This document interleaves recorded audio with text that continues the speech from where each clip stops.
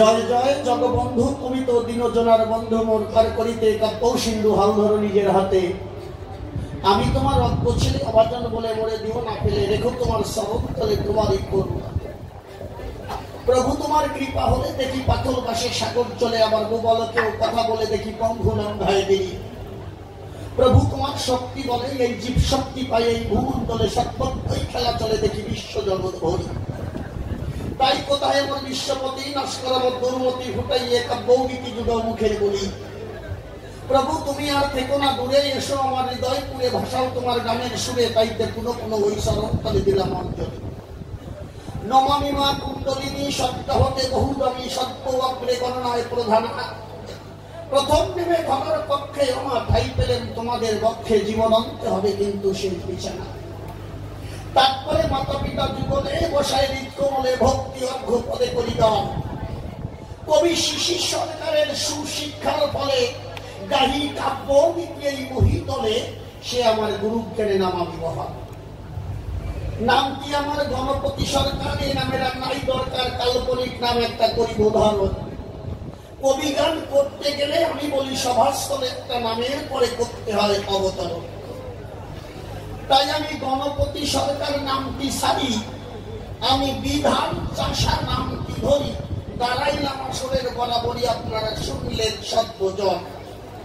আর আমার বিপক্ষে আসেন যিনি, আপনারা বলবেন তাকে আমরা ভালো হইছি। এপার বাংলার ওপার বাংলার সুবিখ্যাত কবিয়াল কবি সম্রাট শিশির সরকার মহাশয়, তিনি এসে সভা মাঝে নকুল গোস্বামীর ভূমিকা ধরে ধরে আমার সমস্ত প্রশ্নের করবে সমাধান। এই নকুল গোস্বামী কে ছিল আপনাদের কাছে বলা ভালো। যারা শ্রী শ্রী হরিগুরুচন্দ্র চরিত্র সুধা করেছেন অধ্যায়ন, বিচরণ কর্তার যে গ্রন্থখানি পড়ে দেখবেন তার ভিতরে আছে লিখনি এই নকুল গোস্বামীর কথা রয়েছে বিবরণ। এমনকি মহানন্দ হালদার যিনি যে গুরুচন্দ্র চরিত্র রচনা করেছেন, তিনিও এই নকুল গোস্বামীর কথা করেছেন লিখন। এই নকুল গোস্বামী যেজন ছিল একজন গুরুচন্দ্রের আদর্শ ভক্ত ছিল, গুরুচন্দ্রের আমল। আর বিপক্ষে থাকবে বিধান চাষা, চাষবাস করে খায়, তার তেমন কোন বোধ বরাদ্দ নাই। যেমন আপনাদের এই জায়গায় দেখলাম মানুষ প্রায় চাষবাস করে খায়, তাই না? চাষটাই প্রধান নয়, চাষবাস করে খায়। এর ভিতরেও কিন্তু যদি কেউ ভাবে যে এই জায়গা সব বলদা মানুষ নয়, মনে হয় ভালো মানুষ নাই, এর প্রমাণ হচ্ছে জটাধর গোসাই। যদিও মানুষ চাষবাস খায়, এই জায়গায় একটা পদ্ম ফুলের হয়েছে উদয়। এই জন্য পরিবর্তনা তারক গোসাই যখন লীলামৃত লিখতে বলে, আপনারা পড়ে দেখবেন লীলামৃতের ভিতরে তারক গোসাই করে মানা যে আমার মতো মূর্খের দ্বারা শ্রীহরির লীলা লেখা সম্ভব নয়। এইভাবে বারবার করে নিজেকে যখন ছোট করে, আপনারা পড়ে দেখবেন লেখা আছে লীলামৃতের ভিতরে, তখন বলেছিল এই নিঃসজন বলে ভেবে হইনি বেকুল, কিন্তু কাদা জল বিনে কোথা ফোটে পদ্ম ফুল। জানিস? আচ্ছা, পদ্ম ফুল কোন জায়গায় ফোটে? ওই শহরের কাছে ফোটে না, যে জায়গায় কাদা সেই জায়গায়। এই জন্য বলেছে নিচজন বলে ভাবি হইনি বেকুল, কিন্তু কাদা জল বিনে কোথা ফোটে পদ্ম ফুল। এই জন্য নকুল গোস্বামী যিনি আপনাদের কাছে নেই শোনানি, উনি ছিলেন গুরুচন্দ্রের একজন আদর্শবান ভক্ত। আমি বিধান চাষা হয়ে কি বলবো আপনার যুগের ধারে, আমি আস্তে আস্তে কিছু কথা করিব মর্ম। আমার দুটো ছেলে, একটা ছেলে একটা মেয়ে, অর্থাৎ দুটো সন্তান রয়। তাদের শিক্ষা দিবার পরে যখন কথা স্কুলের ভিতরে, ওরা স্কুল শেষ করে বাড়িতে আসে মহাশয়। বাড়িতে আসার পরে যখন বই পুস্তক ধরে পড়তে যায়, কি বলবো আপনাদেরকে ধারে আমাদের গ্রামে নতুন একটা সিস্টেম চালু হয়েছে, এই ডঙ্কা কাশি নিশান নিয়ে ওরা 12 বাড়ি বাড়ি সবসময়। কি বলবো আপনাদেরকে ধারে আমার বাড়ির পাশে যেভাবে ঢাই জোরে আমার ছেলে মেয়ে পড়ালেখা করতে পারে না। এখন আমি ভাবলাম এইভাবে যদি 3 রাত 24 ঘন্টা ডঙ্কা কাশি নিশান বাজায়, আচ্ছা এরা বাজায় কোন জন্যে বাজায়? এ তো পড়ালেখা নষ্ট হচ্ছে আমার ছেলে মেয়ের এই সময়। কিন্তু মনে আছে বাবু, এরা কেন এই দমকে কাশি নিশান পাতাপাতি করে তাদের কাছে একটু শুনে নেব। আর আমিও চাষা, আমার তো কোনো বোধ বরাদ্দ নাই, কিন্তু আমি গিয়ে শুনবো। আমি যাবার পরে ওই দলপতিকে বললাম, তার বছরে তোমরা এই যে ডাঙ্কা কাশি নিশান বাজাবাজি করো, এইগুলো বাজার করো। আমরা ঠাকুরই ডাকি। আমি যে ঠাকুরই ডাকো মানে মানুষ মন্দিরে গিয়ে চোখের জল ফেলাইয়া মানুষ ঠাকুরই ডাকে, আর তোমরা এই যেভাবে গরু চামড়া দিয়ে কি একটা ডুম একটা বানাইয়া বাবা বাবা করে বাড়ি শুরু করেছো, এই জন্য ভগবানকে ডাকবো। হ্যাঁ, ভগবানকে ডাকতে হলে চোখের জল দিয়ে নীরবতা পালন করে ভগবানকে ডাকতে হয়। আর তোমরা যে শব্দ দূষণ করতেছে, তো ভগবান আসে নাকি? মানে আমি বিধান চাষা হয়ে বলছি, আমি এইগুলো বুঝি না। আমাকে করে বর্ণনা, তোমার এইগুলো বুঝতে হলে শাস্ত্রগ্রন্থ অধ্যয়ন না করলে তোমার বোঝা সম্ভব না। আমি এই কথা শোনার পরে অন্তরে ব্যথা পেয়ে আমি মনে করলাম বিবেচনা শাস্ত্রগ্রন্থ অধ্যয়ন না করে থাকবো না। আমি কিছু শাস্ত্রগ্রন্থ অধ্যয়ন করি, কি বলবো আপনাদিকে বরাবরই অধ্যয়ন করে দেখি। আমি রামায়ণ পড়েছি, মহাভারত পড়েছি, ভাগবত পড়েছি, চৈতন্য চরিতামৃত পড়েছি, আমি চৈতন্য ভাগবত চৈতন্য মঙ্গল পড়েছি দর্শন। তার ভিতরে আছে সূক্ষ্মভাবে নিদর্শন। এই ডাঙ্কা কোথা থেকে পাই, এই লাল নিশান কোথা থেকে পাই আপনারা জানেন? এই লাল নিশান হচ্ছে যুদ্ধের প্রতীক, কারণ তাকে রেড সিগন্যাল করে। আমি দেখেছি রামায়ণ পড়ে, তার ভিতরে পরিষ্কার ভাবে লেখা আছে, যখন রাম রাবণের যুদ্ধ হয়, এই প্রত্যেকটা বড় বড় সারথীর কাছে প্রত্যেকটা একটা রথ হয়, এই রথের সামনে একটা নিশান থাকতো। কি নিশান? লাল নিশান। মিথ্যা কথা বলতেছি নাকি? এই লাল নিশান থাকার পরে ওই পাশে যে সারথী থাকবে তারও রথে একখানা লাল নিশান থাকবে, অন্য কোন রঙের না, নীলও হবে না, কালো হবে না, সবুজ হবে না, হবে লাল। মুনি ঋষিরা করেছে বর্ণ, রেড সিগন্যাল কখনো ভালো নয়। এই জন্য মনে করে বিবেচনায় নিশানের তত্ত্ব হচ্ছে যেখানে জ্ঞানজাম হুর, যেখানে কাটাকাটি যুদ্ধ হয়, এই লাল নিশান সেই জায়গায় ব্যবহৃত হয়, যেটা পাওয়া যায় শাস্ত্রের পাতায়। আর দরকার কোথায় পেলাম এটা আমি শাস্ত্র করে বলছি। কি বলবো আপনাদেরকে, ধারে বসে শোনেন নারী নড়ে। এই যুদ্ধ করার আগে একটা জয় ডাঙ্কা ঠিক থাকতো, যুদ্ধের দাবা মজারে পড়ে। এই যুদ্ধ শুরু হবার আগে ওই জয় ডাঙ্কায় বাড়ি দিত। যখন জয় ডাঙ্কায় বাড়ি দিত, শঙ্খ দিয়ে শঙ্খ বাজাতো, তখন দুই ভাটি দিত। সত্যি কথা বলছি, আমি জানি, আমি ভাবলাম যে এ কেমন সাধনা, আমি কিন্তু বুঝি না। কি বলবো আপনাদেরকে, ধারে বসে শোনেন নারী নরে। আমি এর শেষ দেখবার জন্য আমি উড়াকান্দি করিলাম। সেখানে যাবার পরে দেখি ওই এক দল দুই দল না, হাজার হাজার দল এসেছে। তার ভিতরে সবার চোখে ধারাবায় আমি মনে করলাম হিয়ায় যে আমি যুদ্ধ দেখেছি, কিন্তু চোখের তলে এইরকম যুদ্ধ দেখি নাই কখন। সমস্ত ভক্তের চোখে ধারাবায় একে অপরকে আলিঙ্গন দেয়, একে কেমন যুদ্ধ পায় আমি বুঝি না কখন। লাল নিশান থাকা সত্ত্বে মানুষের ভিতরে থাকবে ক্রোধিত মন, কিন্তু প্রত্যেকটা ভক্তের কাছে লাল নিশান আছে, কিন্তু নিশানের একটু আলাদা পরিবর্তন আছে। ওই লাল নিশানের চারিপাশে একটা সাদা বর্ডার রয়, কিন্তু আমি এই কিছু ভাবি না। কিন্তু ওই ভাব দেখার পরে মনে অন্তরে ভাব জাগলো অন্তরে। আমি মনে করলাম বিবেচনা, এরা কোন সাধনা করে না জেনে আমি যাব না। একজন ডাক দিয়ে করে বর্ণনা, আমার এই ভাব বুঝতে পেরে সে ডাক দিয়ে বলেছে আমার গোচরে, বাবা তুমি এই ভাব যদি বুঝতে চাও, তুমি আমার কথা নাও, যে কোনো একজন গুসার কাছে গিয়ে শরণ নাও। তখন আমি নকুল গোস্বামীর কথা করিলাম স্মরণ। আমি বিধান চাষা, কি বলবো আপনাদিকে, তাহলে আমি দেখি নকুল গোস্বামী আছে উড়াকান্দির বাজারে। আমি গিয়ে তাকে প্রণাম করলাম। দান গোসাই আমার চোখের দিক তাকানোর পরে দেখতে পারে চোখে দেখো কেমন কথা বলে। গোসাই করেছে বর্ণ, বাবা হয়তো তোমার অন্তরে অনেক ব্যথা আছে, তুমি এসেছো তাই আমার পাশে, কিন্তু কি হেতু এসেছো আমার কাছে এইটাই জানতে চাই। আমার কথাগুলো বুঝতে পারছেন? পরিষ্কার পরিষ্কার ভাবে বলবো, কারণ প্রশ্ন জড়াই করাই প্রশ্ন করলে আপনারা বুঝতে পারবেন না। প্রকৃত দর্শন হচ্ছে বুঝতে হলে শান্তভাবে করিবেন স্মরণ। কিন্তু কিছু কিছু মানুষ আছে দেখবেন যতই শান্ত করার চেষ্টা করেন ওই জায়গাটা ও গন্ডগোল পাকাবে, এরকম আছে খাইয়ে কোনো কাজ পায় না। মানে তার হচ্ছে গন্ডগোল বাধা স্বভাব। মানে এক মুসলমান মন্ত্র বিয়ে করে আনিছে, এই জায়গাতে করা দাঁড়িয়ে আছে। বিয়ে করে আনার পরে সে মনে করে বিবেচনা, বউ বিয়ে করে আনিছি আমি, কিছু একটা তো করতে হবে, বসে কথা হবে না। মানে ও লোক বসে তার স্বভাব না। এখন ওই ঘর রান্না করে যাওয়ার পরে দেখতে পাই স্ত্রী ওই রান্না করার জন্য ওই শিলে মশলা বাটতেছে। মশলা যখন বাটে, মশলা বাটলি শরীর এই শরীরের অংশগুলো একটু দোল খায় নাকি। এখন ওই মেয়ে একটা খুনসি কেটে দিয়ে মহিলার গাড়ি দাঁড়াইছে, তো সে শোন তুই বাট তুই বাট, কিন্তু তো শরীর চালু নয় না, মানে ওর খাইয়ে কাজ নাই।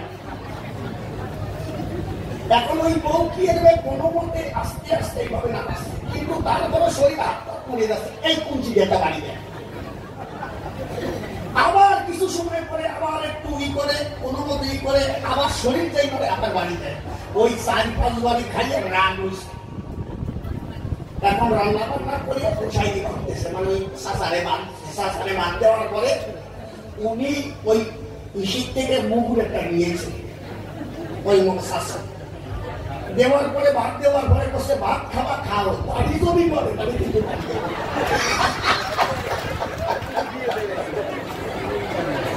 দাঁড়িয়ে জমি মনে করে দাঁড়িয়ে যেই মুখে দেশে এখন থেকে মুখ নাড়ালি তো দাঁড়িয়ে প্রথম গাছ কোন রকম গিয়ে খাইছে। এখন দেখে না ব্যাপার বেশি ভালো না, এক সাবান না দিলে ঢোকে না। এখন যে মুখ ভাগ করে আরেকটা যুগের ভাগ করলে তো দাঁড়িয়ে হয়, এই দেশে মুখ দেয়া দাঁড়িয়ে হবে কেন? কোথায় খাওয়ার সময় তো দাঁড়িয়ে করে রুটি আর মারিস নেই আমার। কোথায় খাওয়ার সময় যদি দাঁড়িয়ে করে তাহলে মশলা বাটার সময় শরীর মারে, মানে খাইয়ে কাজ না থাকলে কি হয়? কি বলবো আপনাদেরকে, দাঁড়িয়ে বসে শোনেন নারী। এই জন্য কিছু মানুষ আছে আসলে এরা শুধু জ্ঞান জাম বাড়ানোর না, যার সমস্ত কথা বাদ দিয়ে মানে আসলটা একটু জাকায় নিলাম যাতে মানুষের মন এদিক ওদিক না হয়। মাঝে মাঝে চাকরি দেবো না, তুমি একটু দিবানি চাকরি একটু সহ্য করো। কি বলবো আপনাদেরকে, দাঁড়িয়ে বসে শোনেন নারী বসাই আমাদের করে বর্ণন। এই যারা ডঙ্কা কাশি নিশান দিয়ে যারা হরিনাম করে এদের বলা হয় মতুয়া সুজন। আমি এই জন্য তার কাছে প্রথম প্রশ্ন করি, আমি দেখেছি শাস্ত্র পাতে গোসাই ঠাকুরকে ডাকতে হলে যেটা লেখা আছে ভাগবতের কথায় যে কৃষ্ণ বা হরিকে ডাকতে হলে চোখের জলে ভেসে নীরবতা পালন করে, অর্থাৎ এক নির্জনে বসে হরি সাধনা করে তারপরে হরিকে পেতে হয়। এর নিদর্শন আছে কিন্তু অশ্বিনীভূষণ গানের ভিতরে পাওয়া যায়। কোথায় দেখবেন লেখা আছে হরিসঙ্গীত একটা গান লিখেছে অশ্বিনীভূষণ। কি গান? হরিনাম বলনে একান্তে। একান্তে মানে কি? এর রেফারেন্স দিয়ে কথা বলবো। হরিনাম বলনে একান্তে মন সপেদের মন হরিপদ প্রাণ, তোর সমর্পিত দেহ হলে অনর্পিত প্রেম ফলে হরিচাঁদ হৃদয় তোলে। ওখানে লেখা আছে সাধু ভাগবতের প্রমাণ সে প্রমাণ নয় অপ্রমাণ, করবে নাম সুদাপান সুখ পাবিতে অন্তে। তার মানে কি, ঈশ্বরকে ডাকতে হলে একাকী চিত্তে, এই জন্য যোগী মণি ঋষি যারা তারা এই লোকালয় ছেড়ে গভীর অরণ্যে যায়। সেখানে যাবার পরে কঠিন সাধনা করে ভগবানকে দর্শন পায়। যেমন তৈলজ্ঞ স্বামী, যেমন গণেশ পাগল, বিভিন্ন পাগল যারা আছে তারা কিন্তু সংসার ছেড়ে বনের ভিতরে গিয়ে সাধনা করে ভগবানকে পায়। কিন্তু গোসাই আমি করি বর্ণনা, এই যে মতুয়ারা একই সঙ্গে নারী পুরুষ নাম করে কিন্তু এইভাবে নাম করে ভগবানকে পায়, এই রূপ নিদর্শন আমার জানা নাই।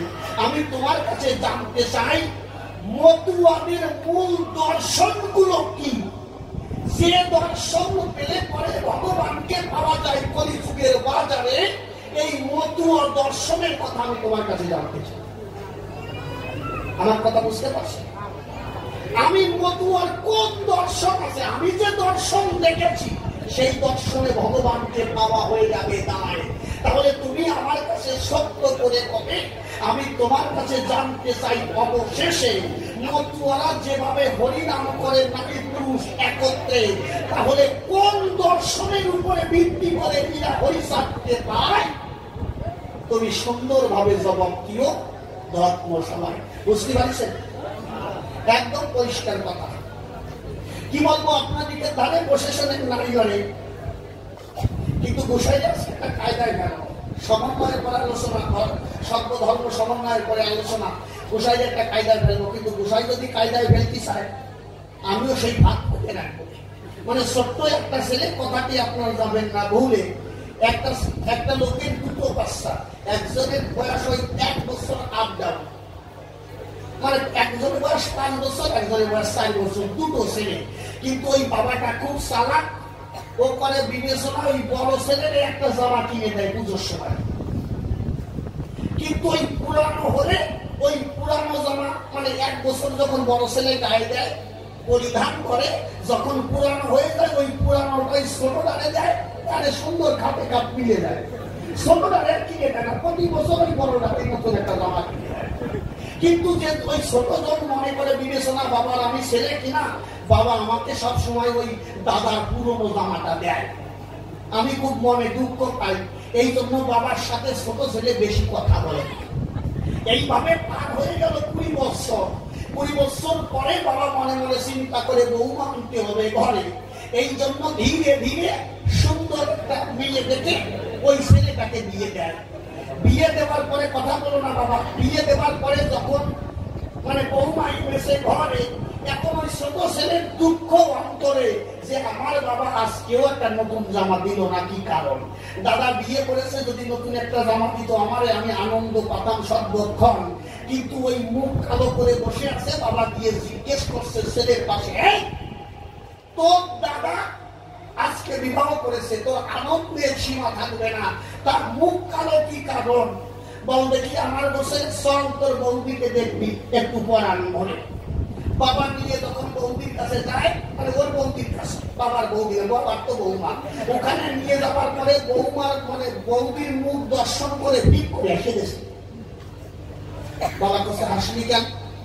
বসে বাবা এই 20 বছর ধরে দাদারা ব্যবহার করে 1 বছর পরে আমার দিয়ে দেয় না, বৌদি 1 বছর পরে তো আমারও পেয়ে যাবে, অসুবিধা। মানে ওটা পুরো নয়, 1 বছর পরে দিয়ে দেবে। গোসাই গাছকে কায়দা করে দাও। প্রথম প্রশ্ন করিলাম দান, গোসাই দিও তুমি তার সমাধান। আমি তোমার কাছে জানতে চাই কোন কোন দর্শন হলে একজন প্রকৃত মতুয়া হয় জগৎ সংসারে। এই প্রকৃত মতুয়া দর্শনের কথা আজ তোমার কাছে শুনতে চাই। আমার মনে আছে ভালো, যদি মতুয়া দর্শন শুনে আমার ভালো লাগে, আমি আমার জীবন যৌবন মনোপ্রাণ মতুয়া ভাইদের কাছে সঁপে দেব, যদি মতুয়া দর্শন আমার ভালো লাগে। প্রথম প্রশ্ন করলাম, পরে আপনারা শুনলেন নাই বলে, এবার দ্বিতীয় প্রশ্নের করি আয়োজন। আমি যখন হরিসঙ্গীত মহাসংকীর্তন শ্রী শ্রী হরিলীলামৃত শ্রী শ্রী গুরুচাঁদ চরিত হরিগুরুচাঁদ চরিত্র সুধা করিলাম অধ্যায়ন, একটা কথা মনে রাখবেন, শুধু লীলামৃতের পরে হরিচাঁদ ঠাকুরকে টিকানো যায় না। একটা লীলামৃতের পরে এর দুই পাশে দুখানা দর্শন যদি না থাকে, একখানা হরিসঙ্গীত, একখানা মহাসংকীর্তন, এই দুইখানা দর্শন যখন থাকে তখন পরিপূর্ণ ভাবে হরিচাঁদ ঠাকুরকে দাঁড় করানো যায় জগৎ সংসারে। কি বলবো আপনাদেরকে, এই একটা দর্শনের কথা বলবো, মানে দুখানা দর্শন হরিসঙ্গীতের কথা বলবো। হরিসঙ্গীতের লেখা আছে, আপনারা পড়ে দেখবেন একটা গান, কি হরি নাম বিনে আর বন্ধু নাই ভাই ভগবান। অশ্বিনী গোসাই লিখলেন, এই কলিযুগের বাজারে হরি নাম বিনে আর কোন বন্ধু নাই, একমাত্র বন্ধু হচ্ছে হরি নাম। এই হরি নাম বিনে আর বন্ধু নাই ভাই ভগবান যেতে, আমার দয়াল হরি দয়া করি এবং জগৎ। এই প্রথম কলিতে লিখেছে, আপনারা পড়ে দেখবেন শ্রী শ্রী হরিসঙ্গীতের পাতে প্রথম কলি কি লিখছে, দেবের দুর্লভ প্রেম ভক্তি। কথাগুলো ভালো করে বুঝবেন। অশ্বিনী ঘোষাল লেখা। দেবের দুর্লভ কি? দেবের মানে দেবতা, বা আপনি দেবের দেব মহাদেবকেও ভাবতে পারেন। ওরা তো সব দেবতা, ভগবান হচ্ছে একজন, যে শ্রী হরি, যে ক্ষীরোদ বিহারী হরি, যাকে বলা হয় আমাদের ক্ষীরোদ বিহারী হরি। আর যেসব তাদের বলা হয় দেবতা বা অন্য কাউকে দেবতা বলে, আমি বলতে চাচ্ছি এই দেবতারা সাধারণ মানুষের থেকে একটু উপরে না নাকি? আমরা তো পাপিষ্ঠ, দেবতা হয়তো অত সোজা না। আমরা দেব দেবীর পূজা করি, তার মানে আমাদের থেকে দেবতারা শ্রেষ্ঠ। কথাটা বুঝবেন স্পষ্ট। এই জন্য লিখলেন দেবের দুর্লভ প্রেম ভক্তি, অর্থাৎ এই দেবতারও এই প্রেম ভক্তি পায় না। কি প্রেম ভক্তি? দেবের দুর্লভ প্রেম ভক্তি। প্রথমে মনে রাখবেন হরি নাম মেনে, অর্থাৎ হরি প্রেম দেবতারা পর্যন্ত পায় না। দেবের দুর্লভ প্রেম ভক্তি লয়ে অগতির গতি। লয়ে মানে হরিচাঁদ, অগতির গতি মানে হরিচাঁদ। এই হরিচাঁদ নিয়ে আসলো হরি প্রেম, এইগুলো কিন্তু দেবতারা পায় না। এই জন্য দেখলেন দেবের দুর্লভ প্রেম ভক্তি লয়ে অগতির গতি, সদাই হয়ে জীবের প্রতি এসেছে দিতে। আমার প্রশ্ন এই জায়গায়, দেবতারা যে প্রেম পায় না, আমরা সাধারণ মানুষ ওই প্রেম পাবো কোনটাই? বুঝতে পারছেন আমার কথা? আমি একটু সাধারণ ভাবে বুঝতে পারি, মারা বুঝতে পারি না আমার কথা, কারণ এই সমস্ত পরিসংগীত করে না। মনে করেন আপনাদের এই যে একটা ব্যাংকের নাম বলেন, সেই ব্যাংক হচ্ছে কি? সোনালী ব্যাংক। আচ্ছা, সোনালী ব্যাংকের ভিতরে সরকারি অনেক টাকা আছে, ধন আছে। ওই ধন পেতে হলে সাধারণ মানুষ ওখান থেকে আনতে পারবো না। ওখান থেকে আনতে পারবে কারা? ওখানে যারা স্টাফ আছে, সরকারি কর্মচারী যারা আছে। কথা বলো না, অনেক কথা বলো না, কথা বলো না মা। এই সময় নড়াচড়া মোটে দিয়া কি অংশমান নড়াচড়া বুঝতে পারতেছ?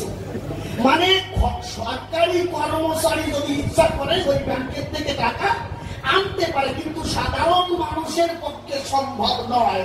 হরিপ্রেম যদি পায়, হরি মানে হরিচাঁদের যে কর্মচারী অর্থাৎ যে দেবতারা, তারা পেতে পারে, কিন্তু সাধারণ মানুষের কিন্তু ওই প্রেম পাওয়া হয়ে যাবে না।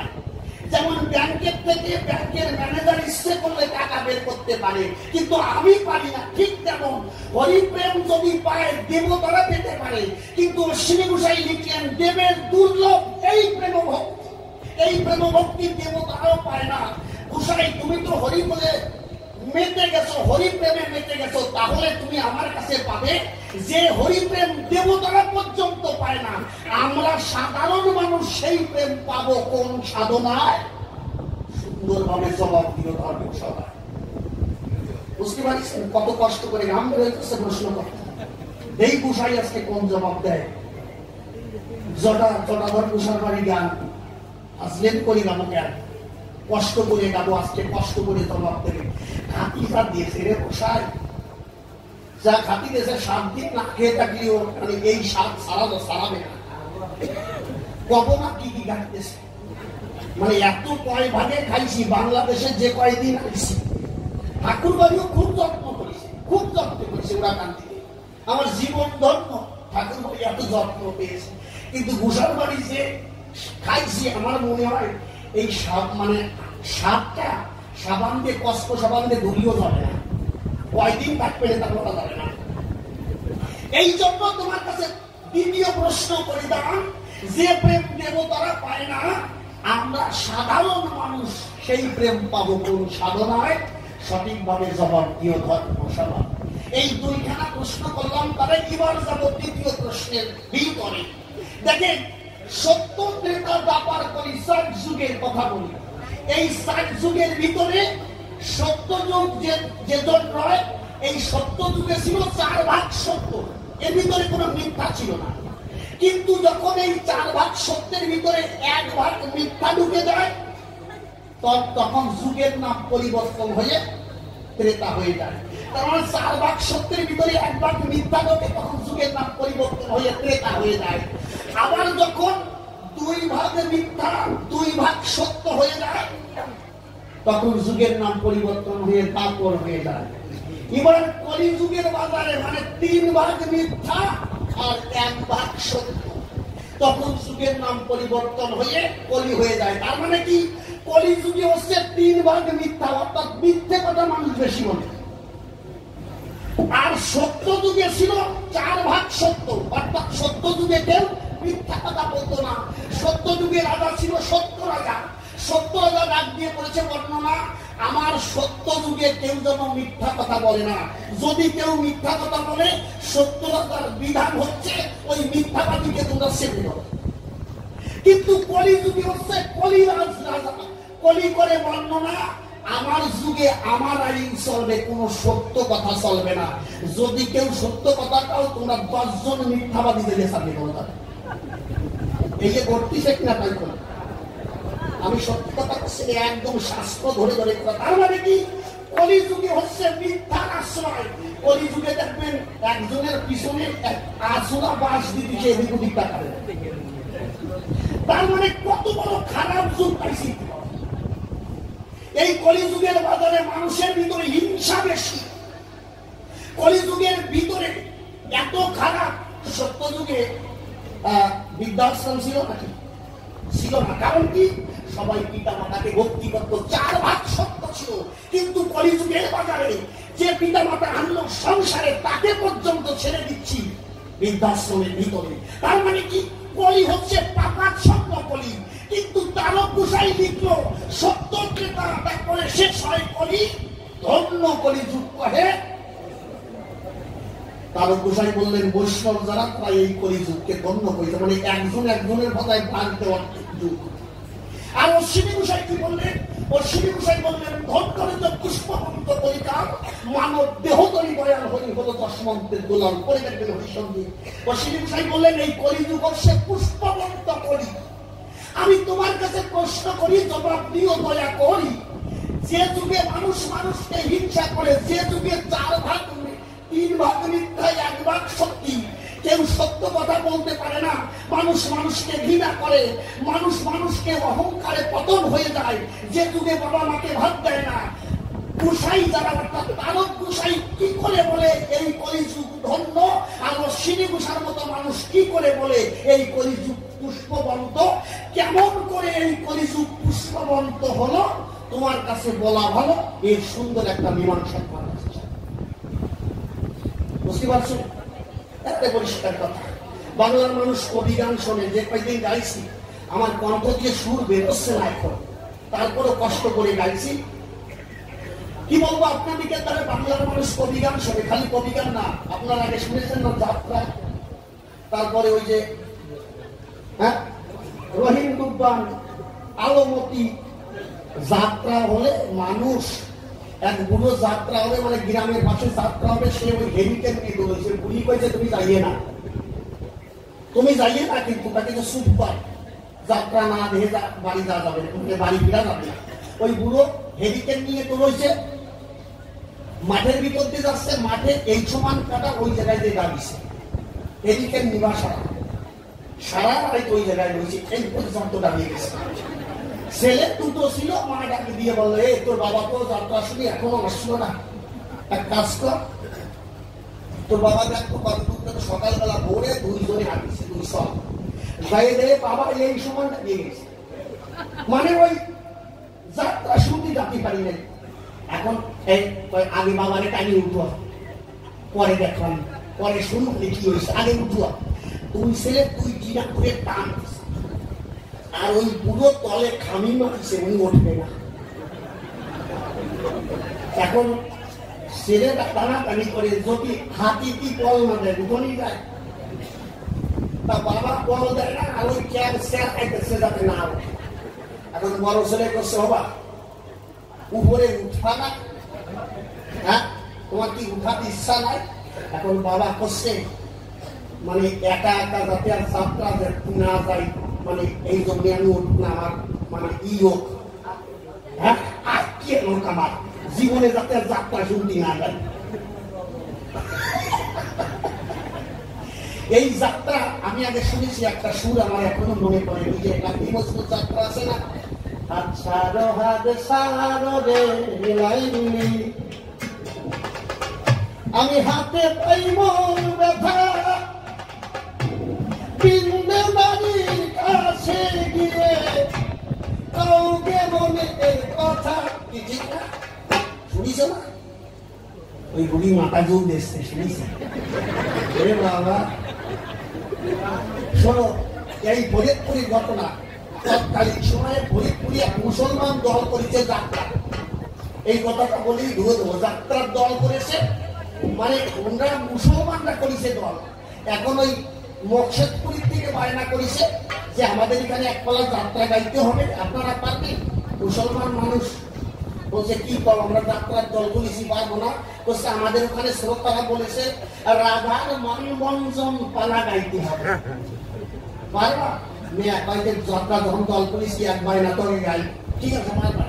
চলে যাবো, এখন ওই ভাগবত খুলে দেখতে চাই যে রাধার মানবঞ্জন পালা কারে। এখন ওই খোঁজে খুলে দেয় কি রাধা মৃদুবনে বসে থাকে, রাগ করে কৃষ্ণে পড়ে, আর কৃষ্ণ বাঁশি বাজাতে বাজাতে বাজাতে গিয়ে রাধার মান ভাঙায়, এরে রাধার মানবঞ্জন পালা করে। ও মেয়া ভাবতেছি এত সোজা পালার জীবনে দেখি নাই। একজনের রাধা সাজাই দেবো, আমি বাঁশি বাজাতে বাজাতে ক্যালকালায় যাবো, তাই দুটো বৃষ্টি কথা কব, ক্যালকালাইতে হারিয়ে বাড়ি চলে আসবো। কি বুদ্ধি! এখন কিছু সময় পরে মনে মনে চিন্তা করে সব পেলে আর ঠিক আছে, রাধা পাবো কোন জায়গায়? কোন মুসলমানের মিলিয়ে পারা যাবে না, হিন্দু আলয়, তাহলে রাধা পাবো কোন জায়গায়? এর ভিতরে নিজের একটা বান্দিটা সামনে দিয়ে তখন হেঁটে যায়, হেলে তুলে হেঁটে যাচ্ছে। ওর মানে এরকম কিছু ছেলে আছে দেখবেন, ওদের ঢ কি মেয়ে মেয়ে ঢ, একেবারে কমপ্লিট মেয়ে, ওদের নখে নখ পিলিশ নপে। হ্যাঁ, আপনাদের এই দেশে আছে কিনা জানি না, আমাদের ভালো করে বলে পেয়েছে ওদের হন্য না কি করে। হ্যাঁ, এরকম আছে নাকি? এরকম আছে কিন্তু। তাই একদম মিলিয়ে মিলিয়ে দেখায়, ওদের দেখে দেখার পরে ওই মুসলমান ভাবছে এই যে রাধা বানাতে। ওর নাম হচ্ছে আব্দুল জব্বার। এই আব্দুল আব্দুল্লাহ যখন এলো তখন বললো সব একটা বায়না ধরেছি, তোর একটু অভিনয় করতে হবে। আমার ওই হিন্দুকে অভিনয় আমি পারবো না। বলছে তোর কোনো কথাই বলতে হবে না, খালি চুপ করে বসে থাকবি, তাহা দিয়ে কালকে লাগছে। বলছে তালি একরকম হয়, একটা কথাও বলা লাগবে না। বলছে মাত্র একটা কথা করবি না, না দুটো কথা বলবি। বলছে দুটো কথা তো বলো কি? বলছে শোন, তোরে আমি রাধা সবাই দেবো, তুই মৃদুবনে বসে থাকবি, মানে যেখানে মনস করাবে ওইটা হচ্ছে মৃদুবন, মনে করবি ওই জায়গায় বসে থাকবি। আমি বাঁশি বাজাতে বাজাতে যাবো, তুই হচ্ছিস রাধা, আমি হচ্ছি কৃষ্ণ। আমি তোরে ঘুরে ঘুরে ঘুরে ঘুরে বাঁশি বাজাইয়ে একেবারে মানে পাগল করে জিজ্ঞেস করবো যে তুমি মৃদুবনে একা একা বসে আসো মান করে, তোমার পরিচয়টা কি? তুই শুধু দুটো কথা বলবি, আমি শ্রীমতী রাধা, আমি কলঙ্কি রাধা। পারবি কে? এই দুটো পারবো না। লেখাপড়া মোটে করি নাই, বলছে বেশি বুঝিস না, এখনো 3 মাস সময় আছে, 3 মাস ধরে ট্রেনিং দিতে হয়। ওই 3 মাস ধরে ওই দুটো কথা শিখেছ যে আমি শ্রীমতী রাধা, আমি কলঙ্কিনী রাধা। এইভাবে শিক্ষা নিয়ে যখন বায়না গাইতে যায়, এখন গৃহিণী ওরে সাজাচ্ছে। রাধারানী কেমন ছিল আপনারা পড়ে দেখবেন। ষোলকলায় পূর্ণায় আমার রাধিকা সুন্দরী, ফল ফুল পশু পক্ষী কলা চারিচারি। অর্থাৎ রাধারানীর পা ছিল জবা ফুলের ন্যায়। রাধারানী এইটাকে বলা হয় কষ্ট, এইটাকে বলা হয় কষ্ট, এইটা মানে কষ্ট মানে ঠোক। এইটা ছিল দেখবেন আমাদের বাংলাদেশে এখনো পাওয়া যায়, ভারতে অনেক জায়গায় পাওয়া যায় না। তেলা কিছু আছে না, তেলা কচু পাকলে কেমন লাভ হয়, ঠিক প্রকাশ করেছে রাধারানী কষ্ট ছিল ওই রকম লাভ। তেলা কচুর ফল দিয়ে বর্ণনা দেওয়া আছে। আর দন্ত ওই যে ডালিম আছে না, বেদানা আছে না, বেদানা যখন সারাবেন দেখবেন বেদানার রোয়া গুলো কেমন ভাবে সাজানো থাকে। এবারে ঠিক কেমন ভাবে রাধারানী ও মোটামুটি ওর সবকিছু ঠিক আছে, আরে ও বিড়ি খাতে করিছে মোটামুটি ওই লিপস্টিক দিয়ে ওরে লাল করছে। আর যা যা লাগবে মোটামুটি রাধা বানাতে অত দূর যাবো না, তাই ঠিক ঠিক তাই দিয়ে তৈরি করেছি। এমনি দেখতে মেয়েদের মতো যেই সাজায় গেছে, ওরে বাবা ও নিজে ঠিক তাকাচ্ছে কিরা আমি কি আব্দুল জব্বার না রাধা, ও নিজেকেই চিনতে পারছে না। কমিটি কি করেছে বর্ণনা, শ্রোতাদের ভিতর দিয়ে আমাকে নিও না, কিরকম দিয়ে টান দেবে, ঠিক আছে পিছন দিয়ে উঠে দাও। পিছন দিয়ে যখন উঠে দেওয়া হলো, ও ওই মান করে বসে আছে। ওর চাচা কোন রকম কৃষ্ণ মানে নীল বর্ণের নীল কালার দিয়ে গায়ে মাখিয়ে ওর একটা সুরা দিয়ে একটা পেটের ডগাতে বাসি বানাইয়া করতে করতে মানুষ উঠে গেছে। এখন দূরের থেকে ঘুরে ঘুরে ডাইলগ দিচ্ছে, ওর বারবিটা তুমি জায়গা বস। রাধা মান করে বসে আছে। এখন বসছে, কে নারী, কে তুমি অপূর্ব সুন্দরী, তোমাকে আমি জীবনে দেখি নাই, এমন সুন্দর রূপ তোমার ভিতরে দেখতে পাই। আমি জীবনে কত নারী দেখেছি, তোমার মতো রূপবতী সুন্দরী নারী আজ পর্যন্ত দেখি নাই। আরো একা একা বসে আছো মৃদুবনের গায়ে। নারী, সত্য করে তোমার পরিচয়টা দাও। ও ভাবতেছে আমার চাচা মনে হয় ঠিক পাইনি, আমি আমার ঠিক পাচ্ছি না, চাচা ঠিক হয় না। এখন চাচা বই কইছে নারী সত্য করে পরিচয় দাও। এখন ওর কাছে চাচা ঠিক পাচ্ছে না, আমি আব্দুল জব্বার।